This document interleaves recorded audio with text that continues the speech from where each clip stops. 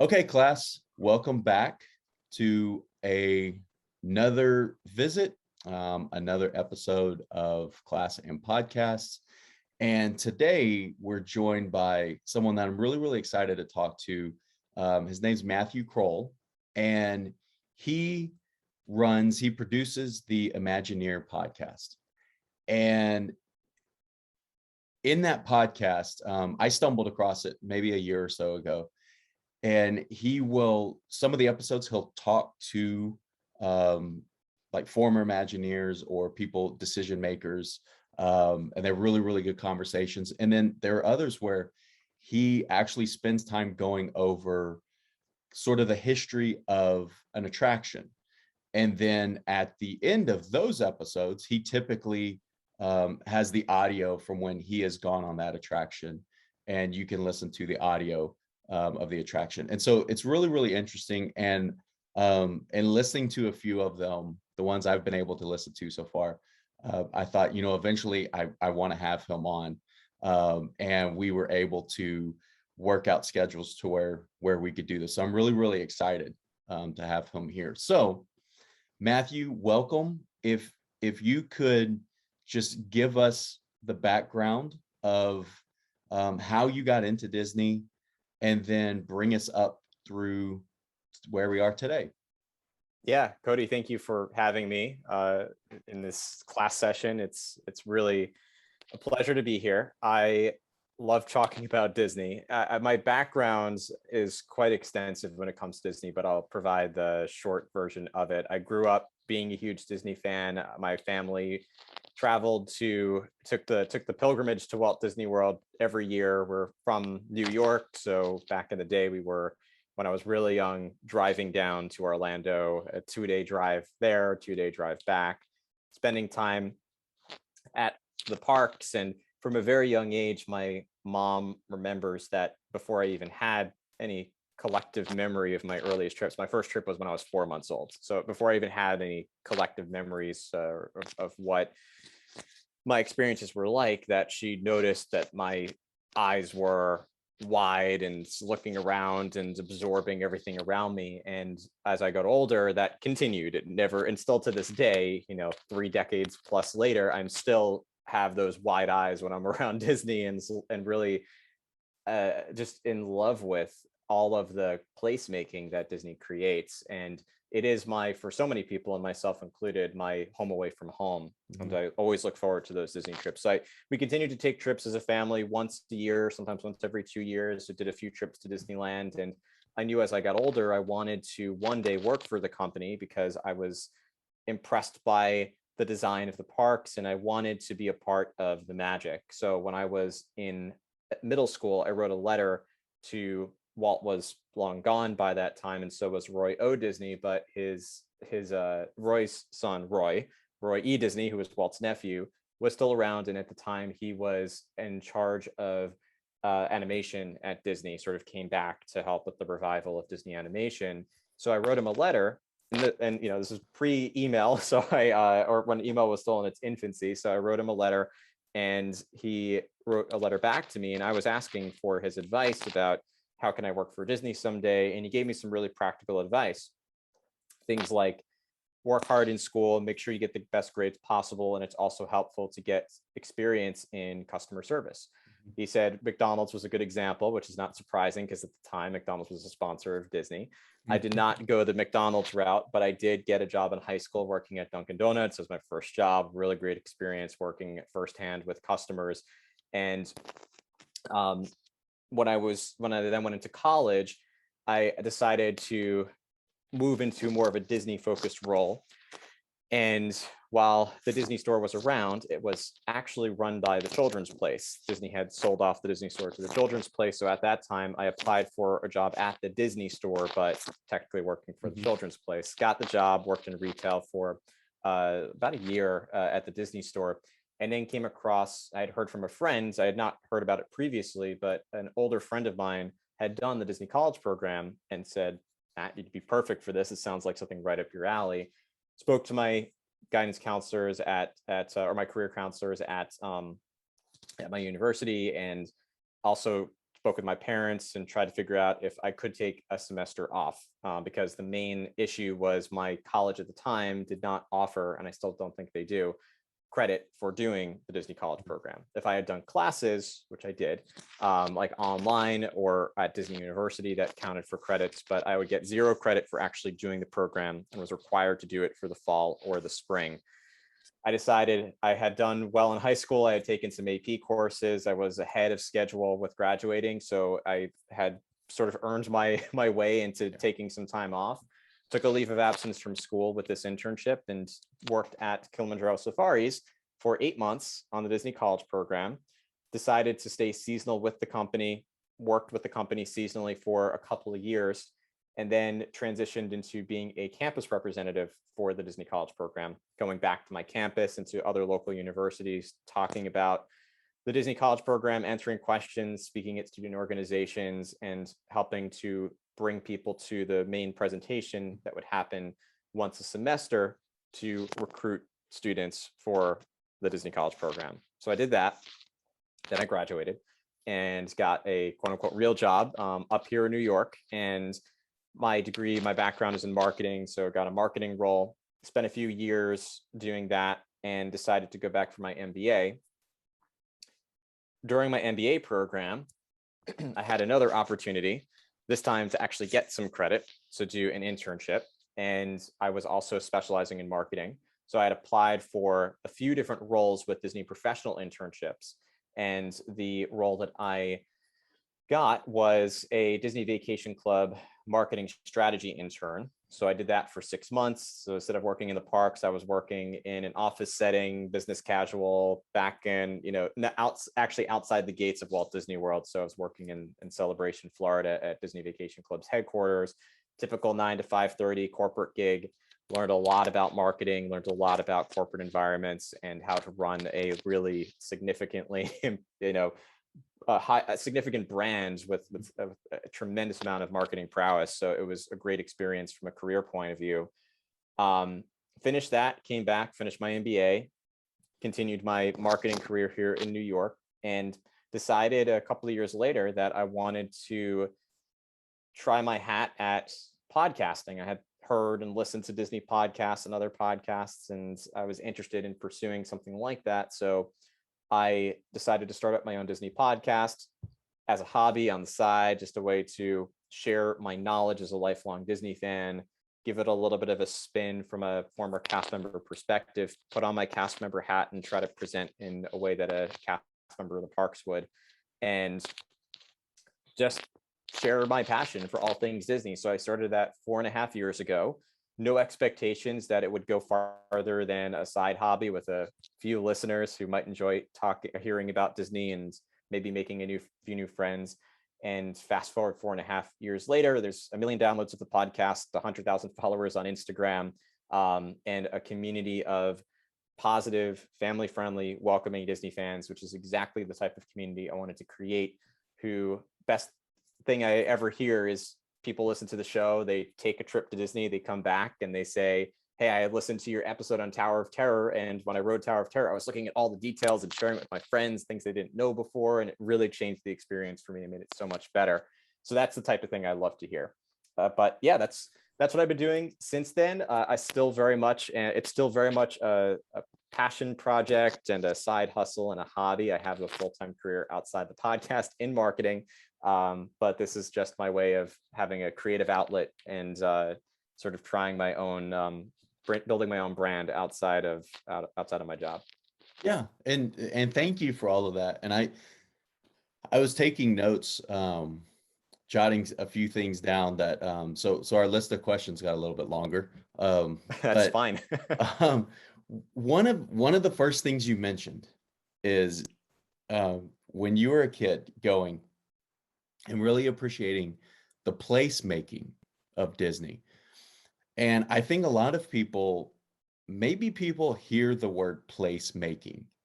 And it's something that within like academia and within themed entertainment, a lot of people discuss, but I don't know if kind of a lot of the general fan or general population really know what placemaking is. Can you tell us a little bit more about that and the kind of the importance of that, how it impacts Disney's brand and the theme parks?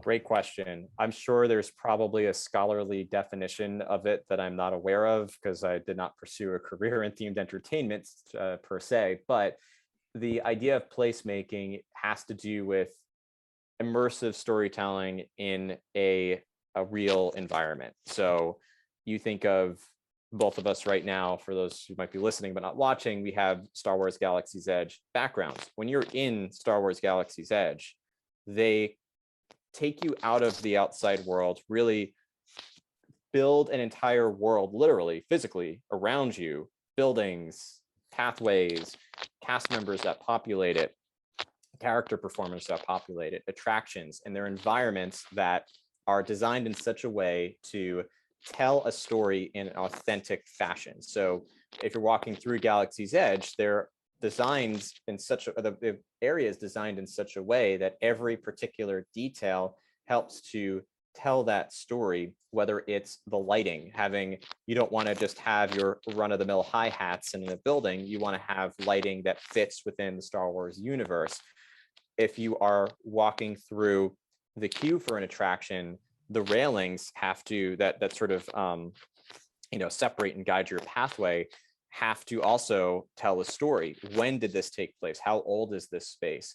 Who designed it? And while you're not going to read the story, you are going to participate in the story and be able to feel like this is a real place. It's sort of removing the barrier between fantasy and reality so that you create a fantasy world that might in some way, like Frontierland, for instance, be based in real places, but still create the sense of play. Mm-hmm. And I had once spoken with Imagineer Tony Baxter, who is a genius at placemaking.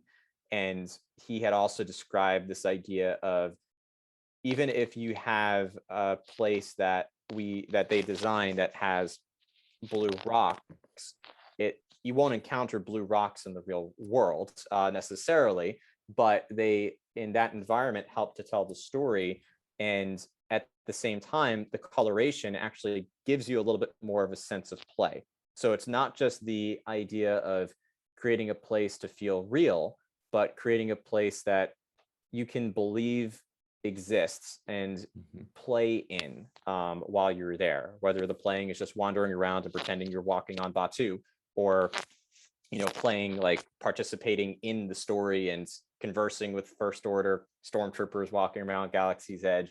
So it has to feel real, but also still be playful enough that you give yourself permission to play and participate in the story and in the environment. Well, and I think it's thank you for that, because I think it's really important for people to know that. And I think it gives a lot of insight into, like our backgrounds suggest, into Batuu and the decision that the company and the Imagineers made to not build and I should say Batuu exists in the Star Wars galaxy. It had before Batuu was built or Galaxy's Edge opened, but to not go to like a well-known place like Tatooine or Endor or somewhere like that, because if you look at when they opened the Star Tours attraction, fans got to walk through Tatooine and they got to walk through Endor. And I think it's important that there is a place that is real and allows people to play in that environment. Because if they had built like a Tatooine, then you would have been expecting the same story the whole time. When it's something that's completely new, a new place that people haven't really been exposed to that much, then you open yourself up to much more storytelling in the park, but in all mediums as well. I mean, there are numerous books on Batuu, numerous stories that are told about the people in Batuu. And I wouldn't be completely surprised if we get something like a Disney Plus series some point in the future that is placed in Batu, and then you go to the parks and they're all walking there. I was actually a little surprised when the Mandalorian in its first two seasons has not visited Batu. I was kind of expecting the end of season one him to pop up in Batu, and then the next day he's there in the parks. But and it's the same thing I should mention with Avengers Campus. I haven't been to Avengers Campus, but what I have read about or listened to about the land is that it exists in the MCU, but outside of the what people now refer to as the sacred timeline. And the reason it does that is because it allows for different storytelling to be, excuse me, presented. So Black Widow could still appear in Avengers Campus, even though she's not appearing in the sacred timeline, unless you're looking at throwbacks and everything. And you can have both Sam Wilson and Steve Rogers appearing as Captain America, and all of these different things that allow the Imagineers to engage in their own form of storytelling, not just having to stick with what was the story being told in the movies and other mediums. Another thing that you mentioned was the Disney community, and I want to talk a little bit about the what your impressions are of the impact of the Disney community. And to give a little bit of background, but the reason I'm so interested in it is I research group behavior. And primarily I started researching rivalry within sport, but then it's expanded beyond that. And it's basically why people treat each other differently based solely on the groups they are a member of. And what we have been doing over the last 3 or 4 years now is we've been comparing group behavior in the sports setting to non-sport settings. And one of those is Disney theme park fandom. And we've done comics and science fiction and cell phone brands and things like that.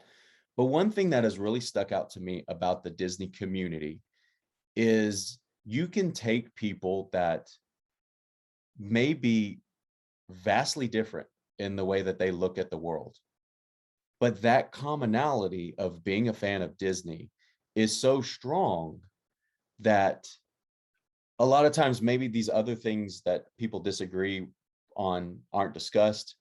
And they don't necessarily have to be discussed when you're talking about Disney, but you're bringing people together for a common interest.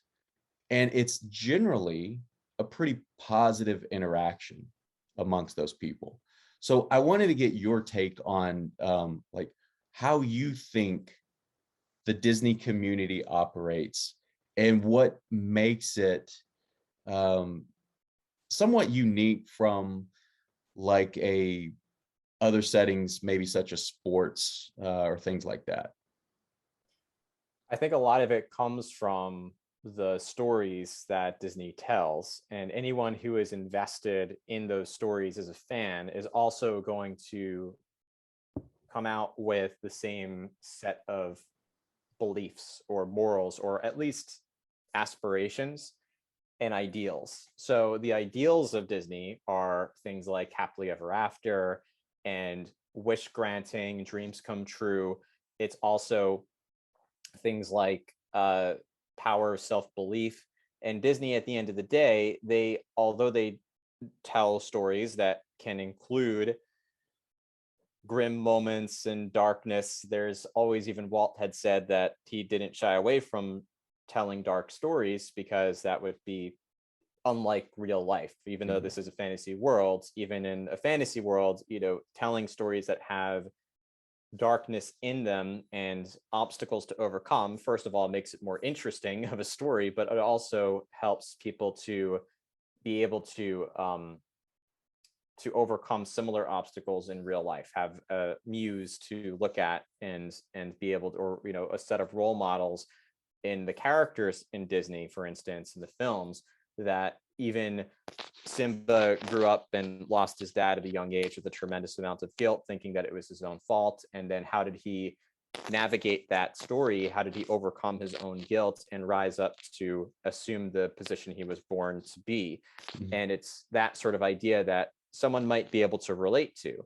But all of the Disney stories have this idea of triumph, coming together, this utopian type of world. Even when you're in Disney, everything is designed in such a way that total strangers, if I walk around my block in my neighborhood, I'm a little hesitant if someone approaches me and starts to talk to me about a random subject. But at Disney, I'm a little less hesitant. I feel a little more secure, because they've created this world where everybody comes together, and is there to have a great time, build memories with their families, escape the troubles of the real world, at least for a short period of time. And Walt wanted that, which is why even at Disneyland, he created a berm to literally seal out the outside world, so that when you're there, you are, at least for a moment in time, escaping reality and there to whatever you might be going through in your everyday life, even if as grim as it might be, you can be happy and have build these positive memories with your family, and at least for a short period of time feel normal, or whatever positive, normal being the bare minimum of positive, but any sort of positive sentiments that you might otherwise not be able to feel in the real world. It helps you to have that idea of escapism for a short period of time. And I think the Disney community rallies around that, because if you're a fan of Disney, you seek the same sort of ideals. You want this escapism, and that doesn't mean you shy away from the realities of the real world. But while you are thinking about Disney, it is almost a way of therapy, right? It's not going to replace a therapist, but it's similar to why you might meditate or why you might exercise. It's this idea for a short period of time, you're going to escape and do something that you enjoy to sort of recalibrate your mind. And when you bring a group of people like that together, they're going to be supportive of each other. They're going to be as positive as they could possibly be, and share in the love of the brands that brought them together. And I think it's because of Disney's unique brand and then the fans around them, that creates this unique community. But it does start with the brand and the reason why people love the brand, and the type of people that love the brand that creates this community. Yeah, and I think you're spot on with your analysis of escapism, and also your analysis of how people can learn from the stories that are told by the company.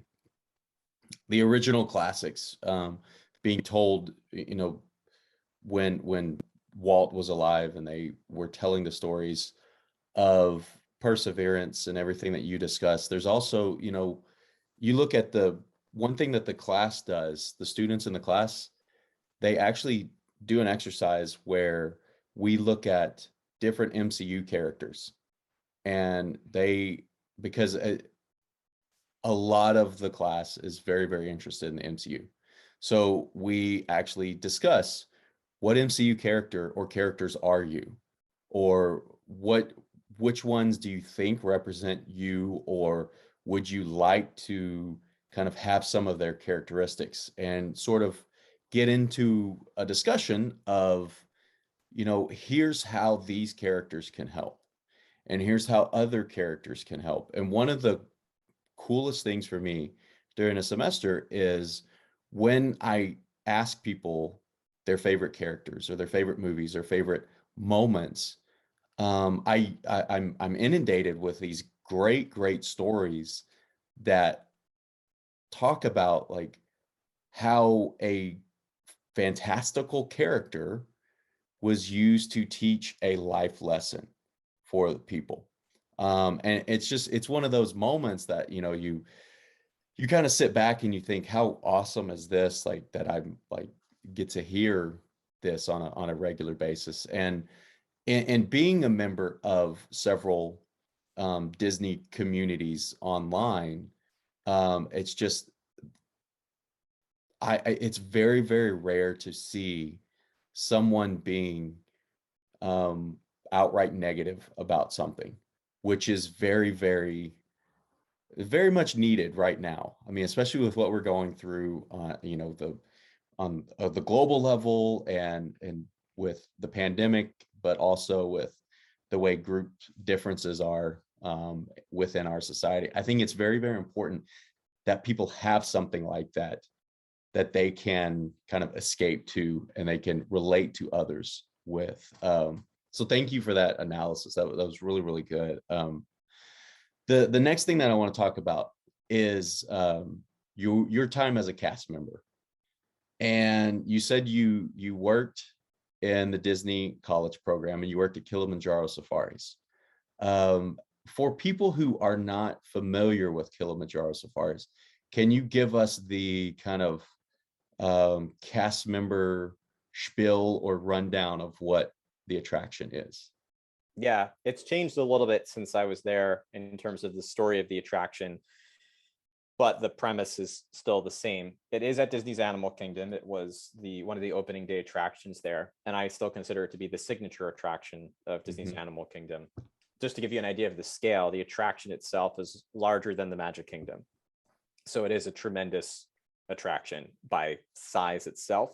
And that's because it is a safari through environments, ecosystems that are designed to mimic real places in Africa, or mostly East Africa, thinking border of Tanzania, Kenya, some parts of the Democratic Republic of the Congo. There's like a few different countries and ecosystems that are derived from real places within Kilimanjaro Safaris, and you get to travel through the equivalent of a 2-week safari. At the time, the story was told to be, you are here on a 2-week safari in the span of 20 minutes. And during those 20 minutes, you are seeing live animals roam around you. Unlike a zoo, they get free reign of roaming in and around the vehicle. The only exception are the dangerous animals that are a threat to humans and to other animals in the space that need to be separated. So a great example is the lions.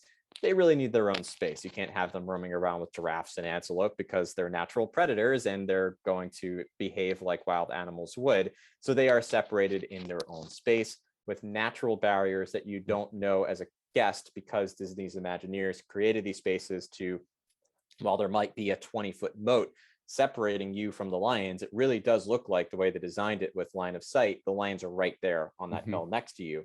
And the hidden message told with Kilimanjaro Safaris is the idea of conservation. There is a really rich backstory. I did an entire episode about Kilimanjaro Safaris and the story of the attraction, but it is a message of conservation and the belief that guests who encounter animals in the real world, and you leave that attraction and the stories that you're told and the animals that you see, you at least leave with a sense of a greater desire of wanting to preserve those places where the animals live, whether it's in Africa or even the animals in your own backyard.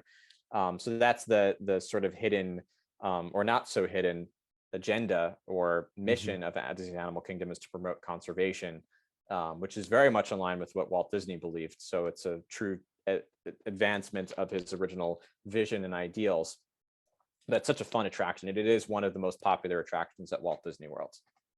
It is a really, really cool attraction to be able to ride through and see some of the animals that you see. And two things that I want to point out is, when Disneyland was first built, I think a lot of people know that, Walt himself really wanted live animals in the Jungle Cruise until he was convinced, well, there are safety issues with having people around live animals, and plus live animals are probably going to be asleep most of the day. And so that idea came to fruition with Kilimanjaro Safaris, where now the technology existed, the resources of land existed, where now you could do this. And so it really does get back to those real life stories, the documentaries that the original Jungle Cruise was based on. The other thing is, you pointed out the natural barriers. And those are some of the coolest stories I've heard about the attraction. I really, really like the attraction and the like the background of the attraction and riding through it. But I'm also I like hearing kind of the hidden details that most people don't get to see. And the fact that I think like you actually drive through a part of what appears to be the hippo pool. It's Yes, not the hippo pool because hippos are very dangerous. they're very dangerous. They're one of the most aggressive creatures on the earth. And but you don't see that there are very secure barriers that those hippos would not be able to come to the truck. Um, at least, it would be very difficult for it, I guess, if it ever happened. And so some of those details, I remember reading about that shortly after Animal Kingdom opened and kind of how all of that worked. And so it's really, really interesting. Also, um, Kilimanjaro Safaris had a different story when it first opened. Can you tell us a little bit about the story? And it actually had use of audio animatronics and everything when it first opened, and why that went away.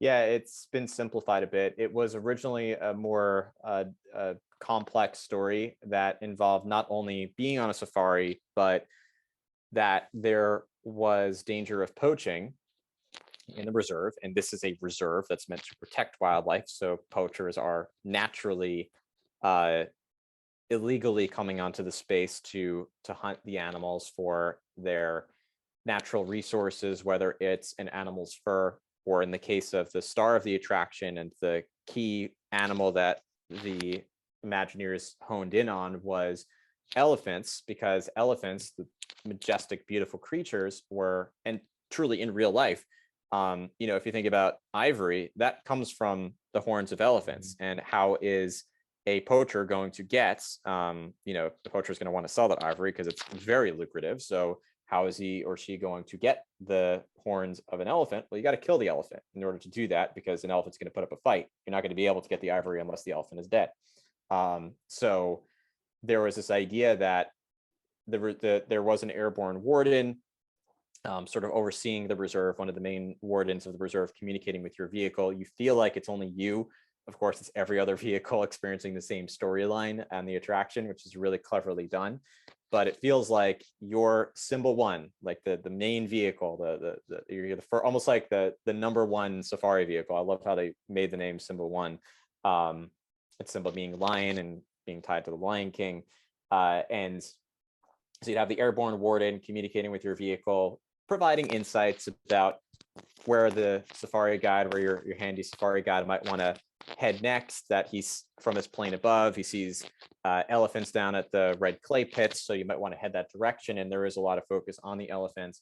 And at times you'll hear him radio in to say that he found a baby elephant by itself. Very uncommon for baby elephants to be by themselves. They are a society-driven animal species, especially with babies and teenage elephants, always are with their mothers and with the rest of the crew, the rest of the group. So eventually you find out that there are poachers in the reserve. You've been on the attraction for 15, 16 minutes now, seeing these incredible animals. And you should, by the time you get to that point, between the storytelling in the queue, the storytelling from your safari guide, and the storytelling from the warden and what's happening around you, feel a calling in that moment to want to help the animal. So the safari guide literally turns to the truck and says, do you want to help Wilson rescue that baby elephant? And most of the time, guests at that point are saying, yeah, let's go. Like, let's do it. And so the safari guide would then race up, like I literally put the pedal to the metal at a whopping 8 miles an hour through the rest of the reserve. But it feels fast because there's a lot of brush around you and the road's very bumpy, and it's really thrilling. One of the most thrilling experiences at 8 miles an hour you can have. And then you hear the shooting, like guns going off as the poachers are trying to either shoot at an animal or maybe at you. It's a little unclear about what they're trying to do. And eventually you kind of cut them off and Wilson gets them. And they arrest the poachers, and they find the baby elephant, and they also find the mother elephant in another area. So everything's okay. It's the idea of going back to that Disney storytelling, conflict resolution. And here you're not only watching it unfold, but a passive participant, emotionally invested in the story. It's really unfolding literally around you as you're in it. And then you kind of leave with, again, that sense of, I just accomplished something, even if it was play, but I helped to rescue elephant species. And there is an opportunity in a closing message at the end, to conserve wildlife and wild places in your own area. And there's also the Disney's Animal Kingdom has the Wildlife Conservation Fund, or the Disney Conservation Fund, I should say, that you can actually literally donate to Disney's Conservation Fund as well. So that was the original story. And now it is, to your point, there's no more poacher storyline. I don't know all of the reasons. They didn't really publicize the reasons why they took that away, but it did make room for more animals. I think it was maybe a little bit too intense for kids in particular, and maybe a little bit too believable. Wasn't there a scene of an elephant who had been killed? Or that was only during at the previews. very beginning, right? Yeah, before the park even officially opens, they had that. And so the early feedback in soft openings, the soft opening of Disney's Animal Kingdom, was that it was a little too gory for Disney Park, and so they removed it before the park officially opens in April of '98. Okay, yeah, and it is, like I said, it's such a cool attraction that anytime we go there, that's one of the must-dos, that you have to get on that, and it, because it is cool. Like, most people in their lifetimes will not be able to see the type of animals in their natural habitat that you would see on that safari ride. And the great thing is, yes, in a 20-minute safari, or 20-minute attraction, you are seeing the number of animals. It probably would take you 2 weeks, a month, maybe even multiple trips to be able to see all of those animals in their natural habitats. So it's really, really cool. And just also the construction of that attraction and the construction of Animal Kingdom itself. They did such a fantastic job, and they all were always consulting with conservationists. And you mentioned the conservation fund that's there. They have a very strong conservation fund and conservation kind of program that runs throughout that attraction and throughout that park. So it's really, really cool. The next thing I want to talk about is the Imagineering podcast. What gave you the idea to start the podcast? You briefly mentioned it in the introduction, but what gave you the idea to really focus on, like, the attraction aspect of it, the Imagineer aspect of it? And I'm really interested in, like, how you chose the name Imagineer Podcast, and did you ever get any kind of feedback from that, or anything for, like, using the name Imagineer? Not directly. There's a lot of Disney fan communities out there that use some variation of like the even the name Disney in the podcast. So the name I never really got any slack for. In fact, I've actually communicated directly with Disney for a couple of interviews, and they've never really made a fuss about it. And I think part of it is because I'm not selling the name. I'm using the name to express and post about and share a love of Disney. And it's very clear, and I make it very clear, this is an unofficial page. And I think that is the main thing, is I'm not trying to say, hey, I'm an extension of the Disney brand. Like, that's really where they have problems, is people trying to sell themselves as an official extension of Disney. But if you're promoting the company, and honestly, I'm doing free marketing for them, if you think about it. I mean, I'm really, and they know that, so they're not here to cause a fuss about that. So anyway, I started it because I wanted to share my love for Disney. I wanted to try podcasting. I'm the type of person that always needs some sort of creative outlet. So back in the day, and this is almost how the name Imagineer podcast came to life, I was for a long time, I think it's common with fans of Disney and fans of Imagineering and theme parks, I loved playing Roller Coaster Tycoon. So from the first iteration to the third, and then YouTube became a medium, and I was creating all these really intricate, meticulous attractions through Roller Coaster Tycoon 3 at the time, that would take me tens of, scores of hours. Almost sometimes it would take me 100 hours to design one attraction, just because I would really put so much time and attention to detail. So I thought, I'm putting all this work into it, why don't I share it on YouTube? So I shared it on YouTube, and I had the name Imagineer in my YouTube username. So the natural extension of that, I think, was to make Imagineer podcast, because I stopped doing that. And I wanted a new creative outlet. And so this was my new creative outlet, and something that was sharing something I was a fan of my whole life. And there were Disney podcasters out there. There were, and still are, Disney podcasters, Disney vloggers, Disney creators. I didn't really care. I wasn't in this to compete with any of them or become the biggest Disney creator in the space. I still don't aspire to that. It's more about me trying to put something good into the world. And the thing I'm most passionate about is Disney. So the the hidden mission of Imagineer podcast, which I have made a little more public, is to spread optimism. And that is the fuel that keeps me going with the podcast. Is I know I'm not just sharing my love of Disney. That's, anybody could do that. But in there, I'm also helping to advance the idea of optimism and positivity and self-belief. And I think that is where I get my energy and enthusiasm for doing this. Plus, I love talking about Disney. So it doesn't hurt that the focus of it is about Disney. And I have been most interested in my life, while I am a Disney fan of all things Disney, where I have the most expertise and the most interest is in the parks and in the attractions and Imagineering. So I had set out initially to just make it focused on Imagineering. It expanded beyond that, which is also the reason for Imagineer podcast being the name. But I, as a kid, would get books literally written by the Walt Disney Imagineers, published through Disney Publishing. I bought Walt Disney's biography. I read that.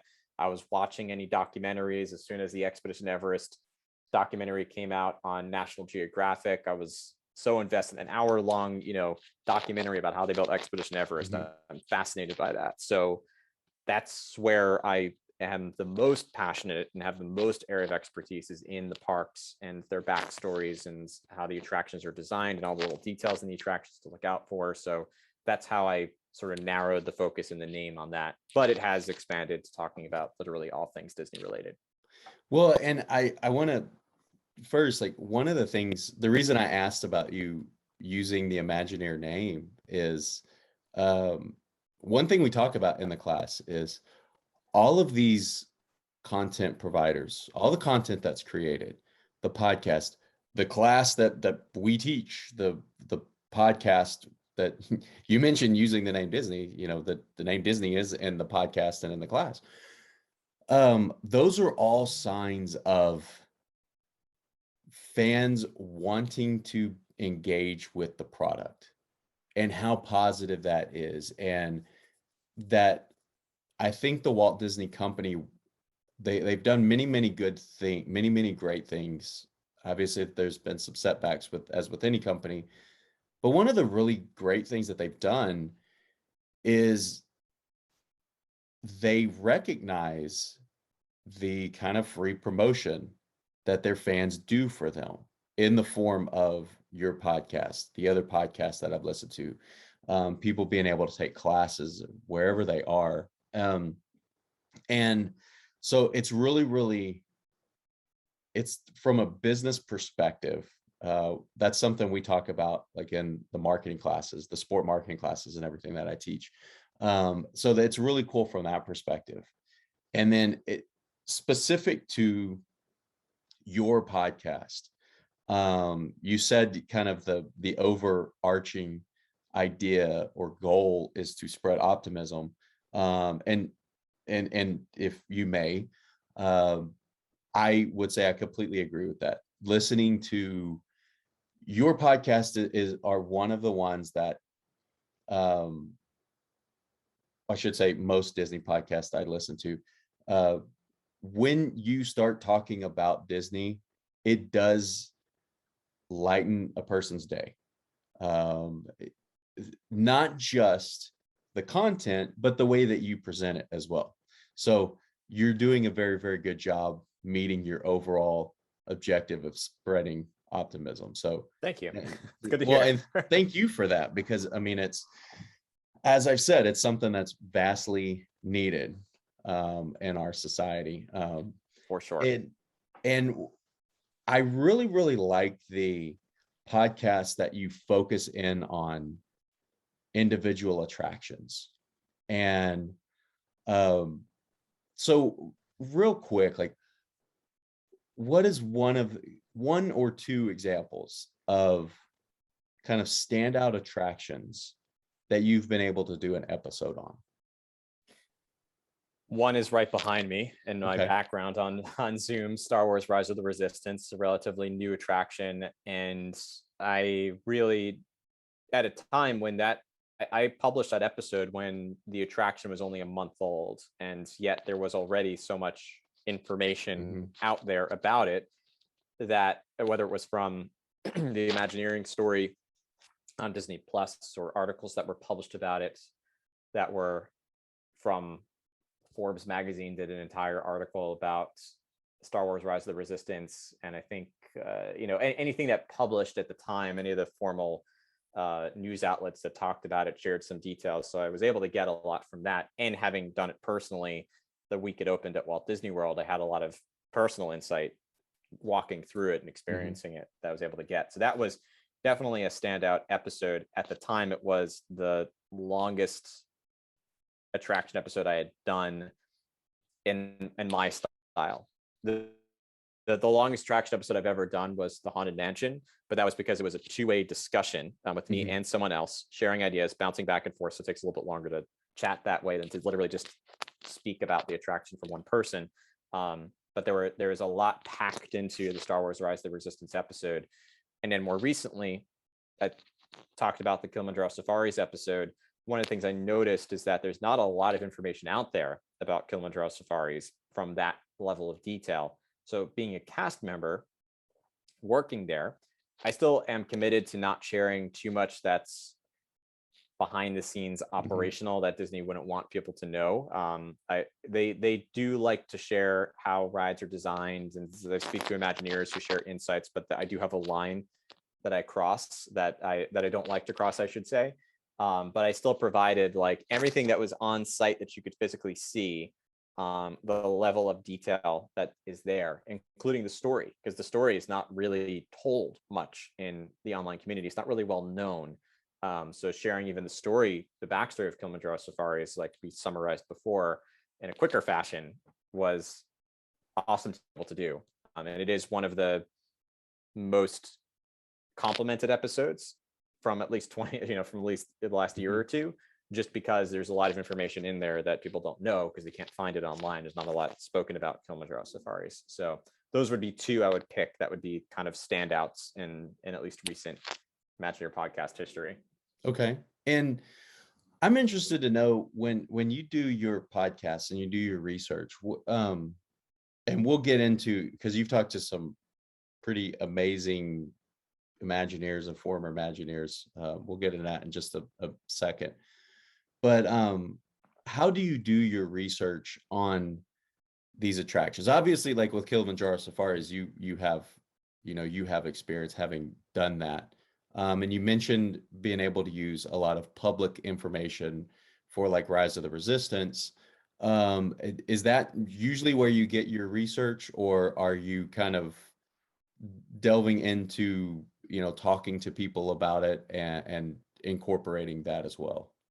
It's funny, I have researched Imagineering my literally, the last 25 years. Like it's been a long time that I have been learning about the parks and the attractions. So there's a lot of things that I'll remember a detail that I learned and then have to go back and Yeah. fact check it because I don't remember where I read it. And it could have been in a book that was published by Imagineering. I have maybe a dozen Imagineering books, so I had to think about which book it came from.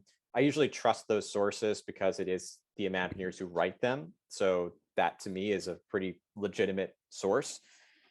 Or I will go, if in the case of Expedition Everest, a lot of the information comes from that documentary I mentioned that was on National Geographic. It was done with Disney. It could be from the Imagineering story, could be from an interview that I remember seeing online and would go back and find. If Tony Baxter was talking about Indiana Jones Adventure, a specific detail, I'd have to go and try to find that.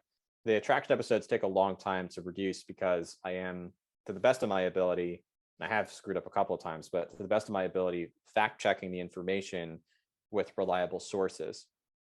I remember even recently I'd posted a trivia question on my Instagram page about, I believe it was, if I can remember off the top of my head, I believe it was the top speed of Space Mountain.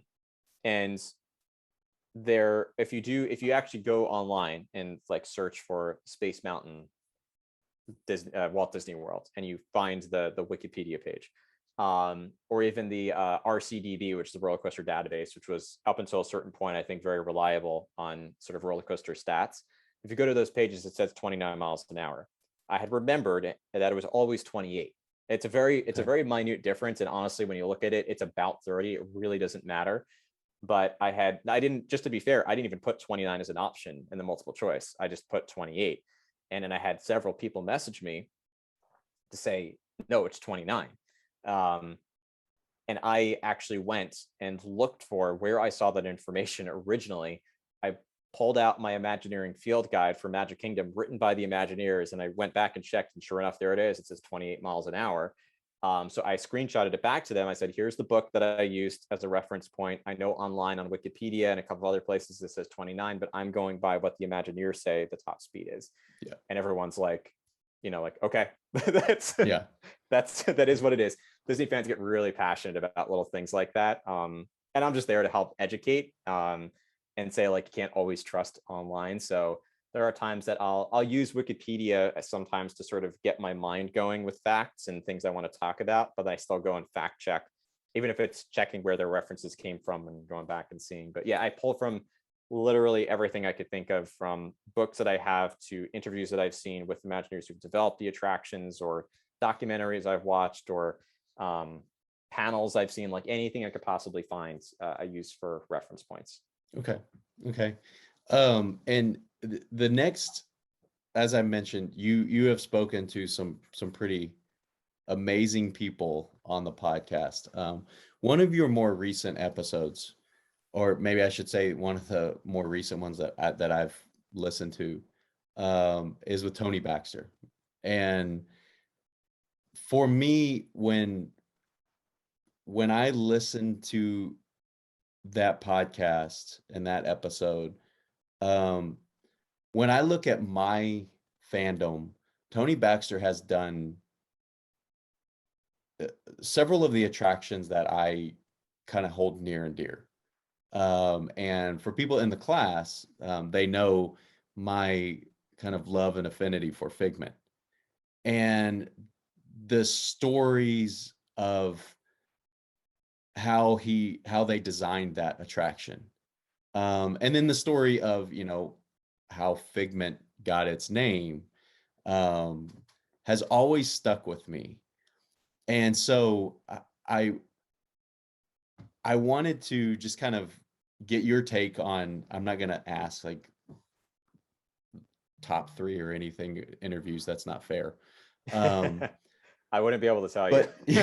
I mean, it's really, really cool that you get to talk to these people. And when you are preparing for that, well, here's a question I think I can ask.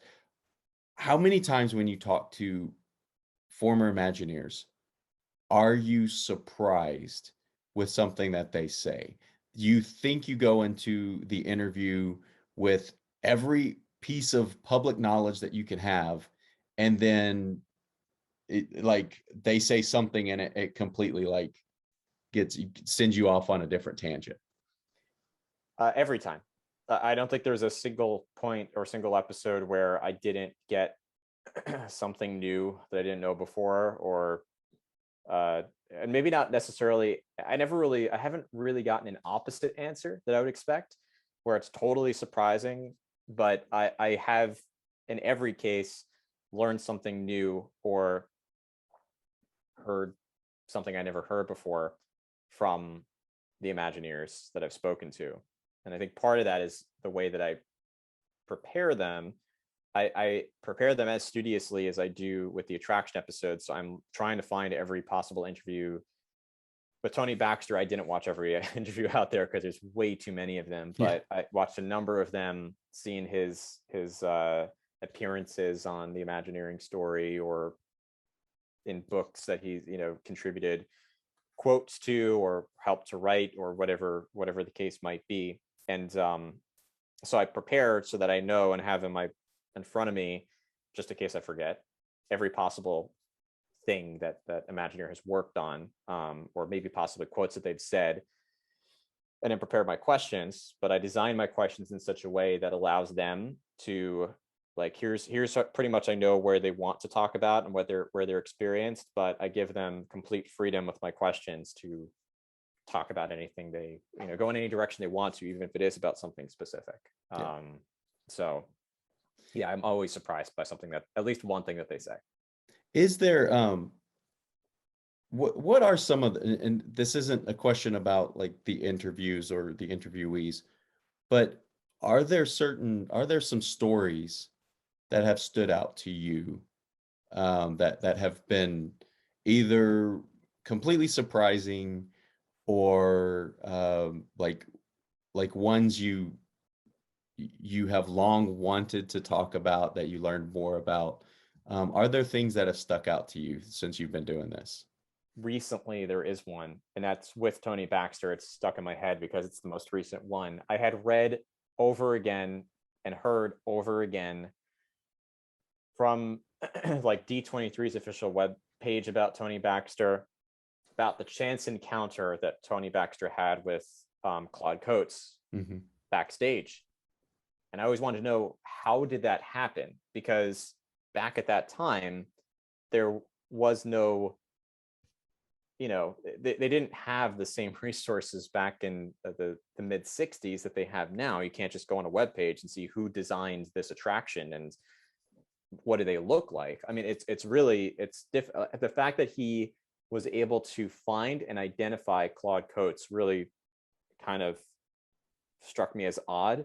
And I wanted to know more, so I asked him about it, and he volunteered the information. And this was arranged with Disney, and I let Disney listen to the podcast episode before it went out, just to get their sign off and okay on it.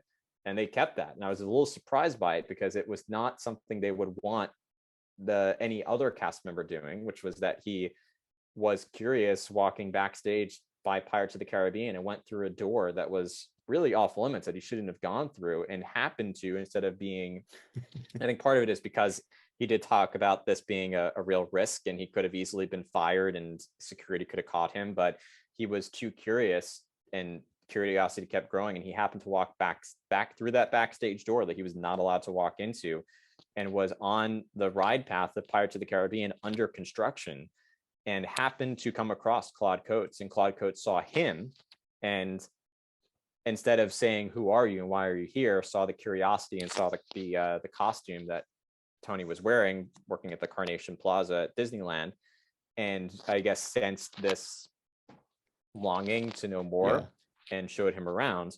And it just so happened that years later, when Tony eventually made it into Imagineering, Claude ended up being his mentor. So I think that was a story I was very surprised by, because one, he told it truthfully. Two, I'd never heard it before. And three, even Disney said, like, okay, this is fine to go out. Like they didn't flag anything else in the episode, that they didn't flag that. So I was like, all right, cool. You guys listened to it. I know you listened to the whole thing. So, so that was kind of interesting. Yeah, that's really cool. That's a cool story. And we always we always point people toward the other podcasts that the speakers have, as well as now include. I have a running list of podcasts and content providers and everything on the course syllabus that people can follow if they want, because the course is um, scheduled or built in a way that is designed in a way that there are certain kind of minimum requirements for each week, but then each week somebody might have 4 or 5 different um, pieces of content that they could consume. And so it's really designed in a way that if you have somebody that just wants that more and more information, that they can have that. And I always kind of stress with the students that, hey, take this with you, because after this semester is over, we might talk to someone that you find really, really cool. Some content that you would find really, really cool. And, when you have more time to do things and kind of consume the content, please do that. So then I want to transition, just for time's sake, into some of the kind of general Imagineering topics. And people, there's been a lot written on, and the Imagineering story has done a wonderful job with it, talking about the start of Imagineering and the beginnings of Imagineering, and some of the notable firsts or notable projects, like deciding to go to or work for pavilions at the 1964-65 New York World's Fair, so they could develop the technology and they could try out new versions of attractions. What are some of the fun stories, having someone who is as aware or interested in Imagineering as yourself? What are some of the fun stories you have that stick with you from kind of the beginnings of Imagineering up through, when they open like Magic Kingdom and Epcot and things like that? Oh, that's a big question. I mean, it's it's difficult to pick out anything in particular. I can, at least as far as, I'd have to sit and really think about what the tops would be, but as far as top of mind, when you talk about the 1964-65 World's Fair, what I love about that from a business and Imagineering point of view is that Disney got a few things. First, they got exposure on the East Coast, because Disneyland was all the way out in Southern California, and people didn't travel back then quite as far or as often as they do now. The transportation methods were not as plentiful as they are today, and certainly as fast as they are today. So, not that this was back during time of like wagon wheeling across America, but you could still take a plane, but it just wasn't as common to fly across the country. So Disney got the East Coast exposure, which was a good test for the East Coast market for Walt Disney World. They also got to develop, to your point, technology and attractions that, if they failed, there was no risk, because they were paid for by sponsors. Disney didn't pay anything except, of course, the cast members and the Imagineers who developed it. But as far as actual physical costs, they had none. That was paid for by General Electric and by Ford. They had the and by Pepsi Cola. They had all of the sponsors paying for these attractions. So if they failed, it was a great experiment, and if it succeeded, which most of them did, they had the chance to bring them back to Disneyland. And here was an attraction developed basically free of charge, and it resulted in a few classics that are still there. Great Moments of Mr. Lincoln, It's a Small World, and Carousel of Progress. And then the Magic Skyway that had pieces brought to different attractions. So even that is not totally, even the Primeval World diorama came from that attraction. So that to me was just brilliant, the fact that they did that. Another thing was the idea of change and improvement being set as an early precedent. because Disney was already ahead of the curve with the attractions design. No theme park was designed like Disneyland was. And here was Walt, even a few years after Disneyland opened, saying, what's next? Tomorrowland needs to be improved. So there was a whole refurbishment of Tomorrowland 4 years after the park opened. And this idea of growth and evolution and change. And it's the one thing I do see commonly core Disney fans, those who are most passionate about the parks, oppose and say that Walt would not want these attractions changed, which I always say, actually, he would. Not that I knew Walt personally, but everything I've heard about Walt from the Imagineers and from those who I trust have a good insight about what Walt would want, would agree that while he might not approve of every single decision and every single, every aspect of every attraction created, the idea of letting things lay the way they are because Walt designed, was around when they were designed, is a false premise. He would not want that at all. In fact, he would, if he were around today, probably sweep clean a lot of attractions that we're holding on to just because of the ties to Walt's. So that precedent set early on is something that the Imagineers continue to do constantly.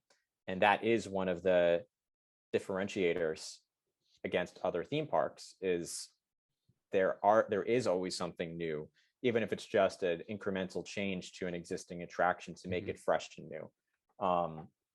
So those two things, the World's Fair and its implications for Walt Disney World and for new technology with animatronics and more advanced animatronics, I should say, and ride systems, was the first boat ride system utilized by Disney with It's a Small World, which then translated into Pirates of the Caribbean. It would have been a wax museum if not for It's a Small World. So we have to really thank It's a Small World for setting that precedent. And then the idea of constant change and evolution is a couple of the early things that stand out to me. And then a third honorable mention is the fact that Walt was taking individuals who had talents that may or may not have been in their direct line of work, but he spotted hidden talents in people, like Blaine Gibson's talent for sculpting. He was an animator, but knowing his and seeing his passion and interest and skill with sculpting, or Bob Gurr and his skill when it came to designing transportation vehicles, or it could have been someone like I'm trying to think of someone else, Rolly Crump. He was an animator as well, but he had a knack for 3D sculptures, and that ended up being really handy when it came to designing a lot for attractions at Disneyland, like the facade of It's a Small World. Mary Blair is another great example, who was actually a fine artist, and Walt loved Mary Blair and her style of art. So his also knack for bringing people with all these eclectic talents together in such a way that, and challenging them in such a way that they worked with each other to design something great with just a vision and not a specific end goal in mind. So those are some of the early things about Imagineering that I like. Okay. And one of the things you mentioned, the Ford Magic Skyway being used other places. Like, I think a lot of people are aware that Great Moments with Mr. Lincoln moved directly to Disneyland. That version of It's a Small World moved to Disneyland, minus some of the exterior that couldn't be taken down. And then the Carousel of Progress first in Disneyland, now in Walt Disney World. But there were, and you mentioned the dinosaur scene, the diorama being taken from Ford Magic Skyway to Disneyland's Railroad, to produce their Primeval World scene. But there were other aspects of the Ford Magic Skyway incorporated as well, especially like when Epcot opened. I mean, what I had always heard was, and I remember going on the World of Motion when I was very little, but the World of Motion was something that used a very similar like ride system and design as the Ford Magic Skyway, correct? Yeah, there were that was another piece that was taken from the attraction. And I think there were other things too. To be honest, I don't know every aspect of what was taken from the attraction and where it went, but the definitely the ride system was pretty much a very similar ride system used for World of Motion. Okay. And so then kind of moving forward to today, we have seen so much technological advancement. And it's almost like anytime a new ride comes out, it's almost like a Pixar movie. When a new Pixar movie comes out, people actually write papers about the technological advances for Yeah. Pixar and how they're used, how essentially they're used for not just entertainment purposes, they're used for everyday purposes. It's almost the same way with Imagineering, that each new attraction, there's some new level of detail or new level of technology. Our backgrounds are some of the best examples of that. The Rise of the Resistance being quite possibly the most intricate, detailed, and complex ride around the world as we currently speak. Um, what is your perception of the current state of Imagineering, and kind of what do you expect moving into the future with themed lands and attractions and the technology advancements? We're definitely at a pivotal moment with Imagineering. I think we're going to see and I don't want to say a new direction. I believe that the principles are going to remain very much the same as they have.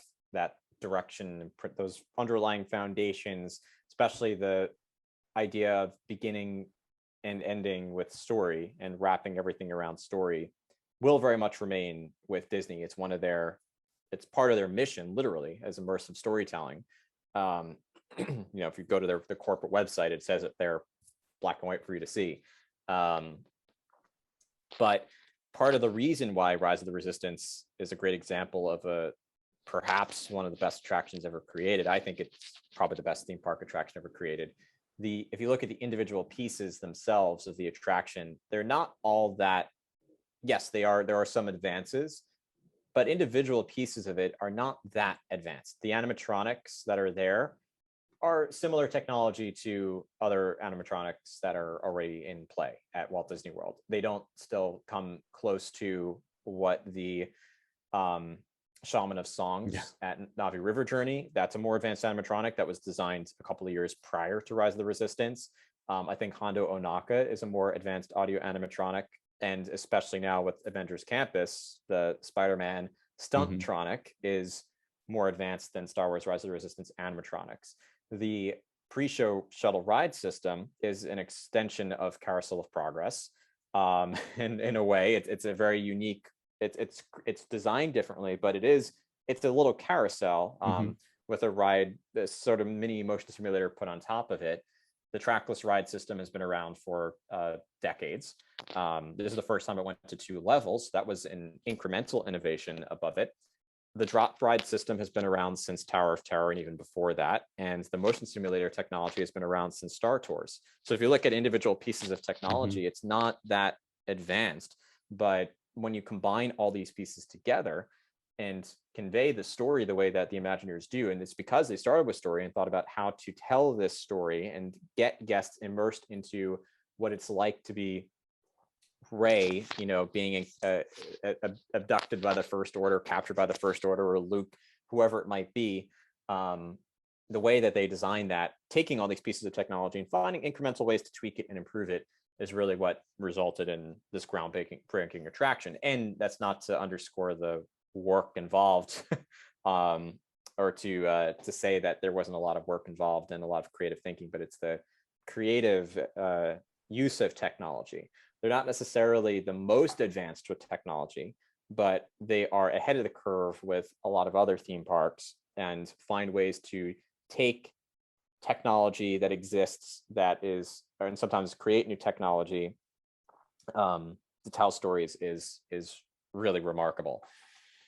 I think what will change is, we're sort of seeing a lot of the veteran Imagineers leaving, Hmm. whether it's retiring or the big move from California to Florida is having an impact on this as well, especially those who have been living in California, working in Imagineering for 30 years. Maybe this is their time. They're saying to themselves, I've done this long enough. I don't want to uproot my entire life to Florida for the Yeah. last 5 years of my career.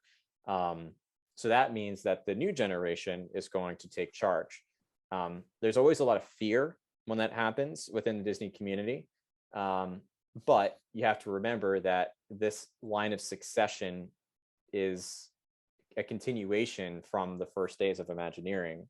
There are no more first generation Imagineers, but folks like Claude Coates and Mark Davis, Alice Davis, Mary Blair, Rolly Crump, Bob Gurr, John Hench, they all mentored the second generation of Hmm. Imagineers, folks like Tony Baxter, who then mentored the third generation, folks like Joe Rohde. Joe Rohde is kind of straddling between second and third generation, to be honest, but folks like Joe Rohde. Now we have Scott Trowbridge. We have even Leota Toombs' daughter, Kim Irvine, Hmm. who's lead Imagineer at Imagineering. And now, and Kevin Rafferty, a lot of those folks, Tom Morris, the second, third generation Imagineers, mentored and led the current generation. I think we're probably going to see Zach Ridley take more front and central role, similar to a Joe Rohde, have more of a following the way Joe Rohde did, because he's very active on social media and they're putting him more into the spotlight.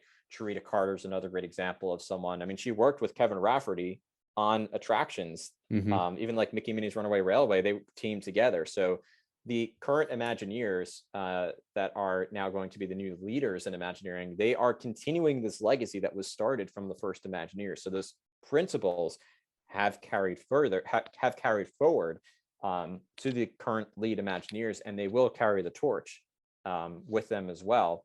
But they're going to make use of new technology and new audience interests.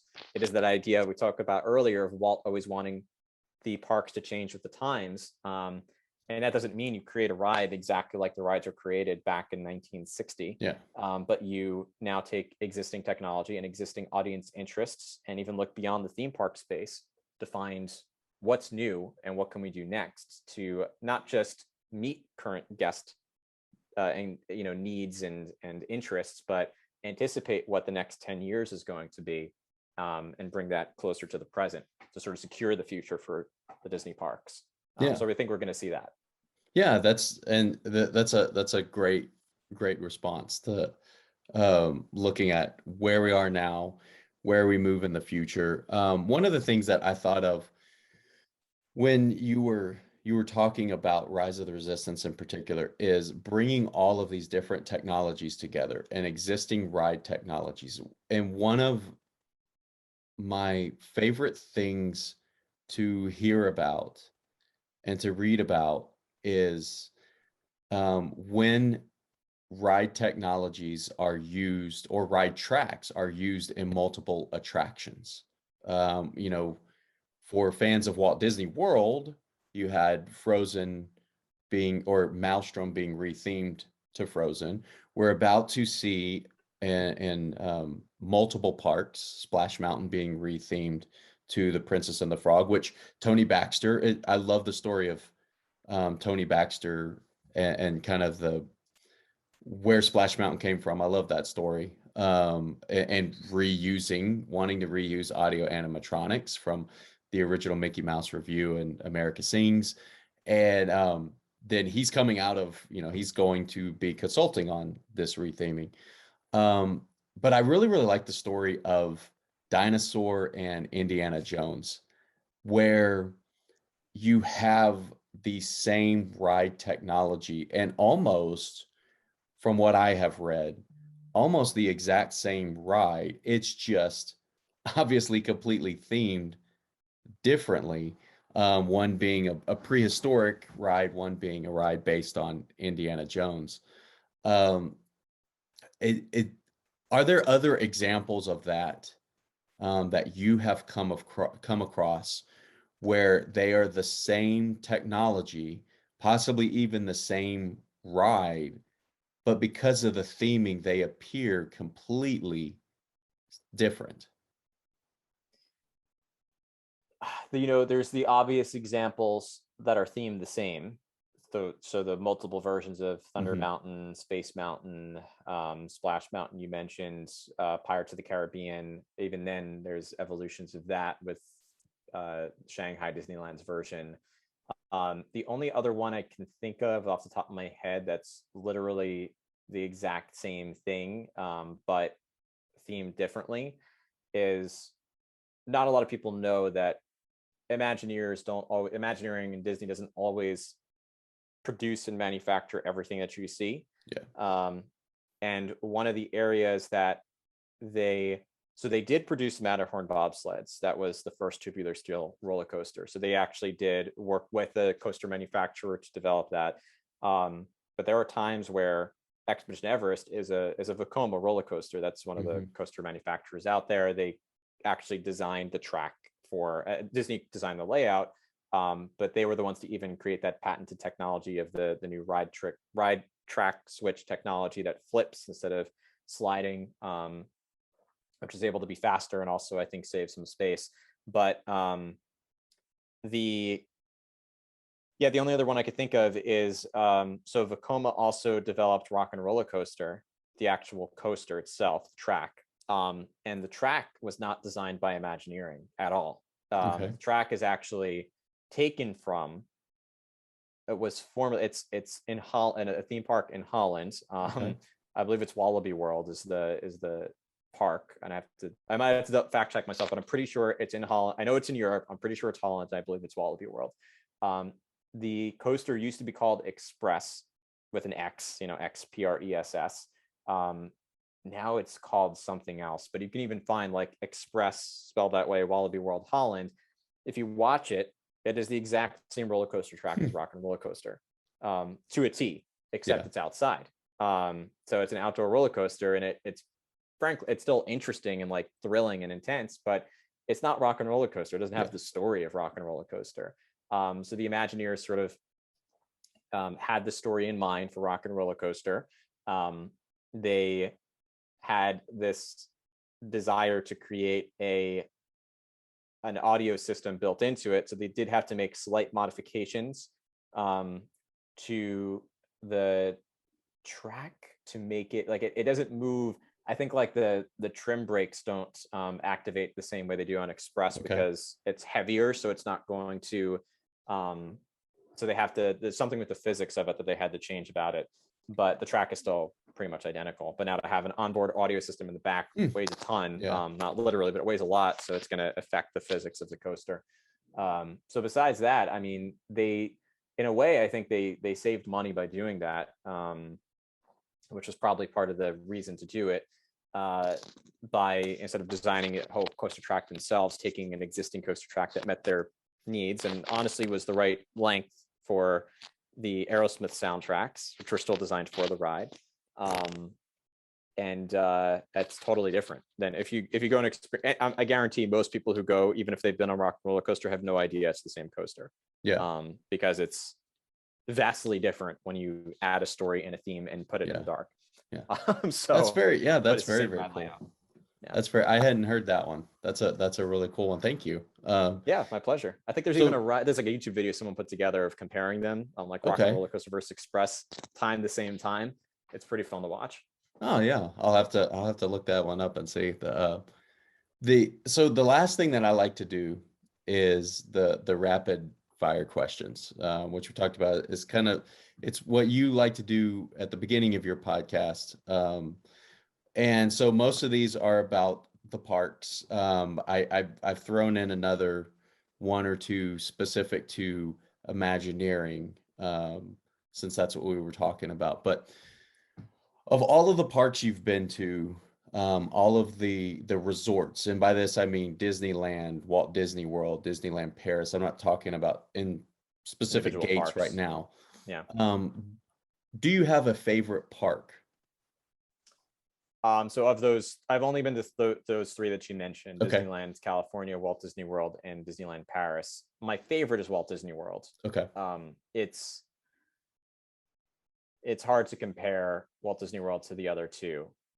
Just the scale is so different. So and I grew up going to Walt Disney World too, so I hold a lot of nostalgia for it. So it's still my favorite. And of all gates, do you have a favorite gate? It varies. It's difficult to really pick on any given day. I tell people it's Disney's Animal Kingdom, but there are days I'd rather go to Epcot. And there are days that I'm craving going to Disneyland, California, to the original park. But if I have to pick, I usually say Disney's Animal Kingdom. Okay. All right. And anywhere on any of the properties that you've been, a favorite restaurant? Got a lot of these. Still to this day, my favorite is California Grill. I tend to go once every few years, and it changes slightly over time, but the atmosphere, the view, the service, the food, it checks off a lot of boxes. So it's still, while there are some new favorites that have emerged that I love to go to, California Grill has remained the top of the list for me. Okay. All right. Do you have a favorite hotel on any of the properties? Hotel or resort? Yes. And it kind of changes depending on, again, like what type of vacation experience I'm looking for, but very much in line with what I mentioned. Oh, actually, it's changed recently. My new favorite is Coronado Springs. Okay. Which a lot of people go for the deluxe resorts, as you know, it's the cream of the crop. It's their favorite. Ever since they built Gran Destino Tower and refurbished Coronado Springs, it is I'm the type of guy that's not looking for the most expensive thing. I'm looking for the best bang for my buck. And Coronado Springs hits that for me. And we experienced this. My wife and I experienced this when we went on our last trip. We did a staycation. We did a split stay. I did an episode I edited about staycation, so it's top of mind for me. We did a split stay. We spent the first half at Coronado Springs and the second half at Disney's Beach Club. Coronado Springs is a moderate, Beach Club is a deluxe. You would think that was going a step up. We're ending it on a high note. We actually wanted to go back when we got to Beach Club after the first couple of days. We're like, kind of miss Coronado Springs. And a lot of that has to do with, I do have to say, like, if you stay at Gran Destino Tower, that does that does create that experience a little bit more. If you stay in the outer buildings, they're still wonderful and they're refurbished recently, and it's still, you can enjoy all the amenities of the resorts. But there's something about like walking out of your resort in your hotel room in the tower and going downstairs into that gorgeous lobby, getting a coffee at Barcelona Lounge, walking the grounds. They have so many restaurants there and lounges and things to enjoy. You could easily spend your entire vacation just enjoying the resort. So that's been my new favorite. As an unpopular, because it's not a deluxe resort. People usually say deluxe resorts. One of the deluxe resorts is their favorite. Okay. Favorite attraction you've ever been on in any of the parks? That's Rise of the Resistance. Rise of the Resistance. We've been talking about it a lot. I have classics that I enjoy that are like timeless classics I'll never get tired of, but Rise of the Resistance is, at this point, my favorite attraction I've been on. Okay. And then specific to, well, before we get there, a favorite snack in the park, just walking around. I never have a good answer for this, because there are foodies out there who will come up with like really unique, interesting choices that are very cool and different. I'll admit, like, I enjoy Dole Whip. I don't even love Dole Whip. It's not like, I like pineapple. I don't love Dole Whip. I don't go out of my way to get Dole Whip. So even like the popular snacks, churros, popcorn, Dole Whips, like my answer is usually any of the like Mickey shaped chocolate chip cookies, whether it's dipped in chocolate or I just love cookies, and like chocolate chip cookies being my favorite. It's a very basic answer, so I apologize, but it's like, that's one thing I always crave if I'm in the parks. And it's what I like about it is it can be enjoyed over an entire day or multiple days, because it kind of keeps for a few days. So I can keep it in my backpack and I can make it last a little bit longer than some of the other Disney snacks. So then, specific to, there are two more things that are kind of specific to what we've been talking about. The first is a favorite themed land. That could be something that was created when Disneyland first opened, something that's created now, even things that kind of are on the horizon of being opened. This one is always very tough. When I think about favorite, I think about a place that I would. There's a few ways to think about it, right? From Imagineering perspective, from a classic detailed perspective, and from a just a simply like I enjoy this perspective. One place that I routinely can just enjoy sitting in, that kind of fits all of these things, but not any one of those things the most, is Pandora, the Okay. world of Avatar. It's a small land. So if you think about it, it's only got 2 attractions, one sit down place to eat, one like pop-up place to eat, and then one gift shop. But there, I could just walk around that land for like a long time and just look at every single detail that's there, and then enjoy the attractions that are there. And I've literally at times sat in Satuli Canteen for like an hour and a half and just loved being in that ambience. So Well, and it's an attraction or it's a land that is, completely different when you go in yeah, the daytime and the nighttime because of the way it's beautifully lit at night. That does bring up a question. When you go to the parks, and what do you like? Do you go on an attraction, or do you go on a themed land and you're just kind of looking at the whole picture, or are you paying attention to some of the details that maybe you're going to discuss on your podcast, or you're just interested in looking at specific details? How do you consume the parks? it's a little bit of both.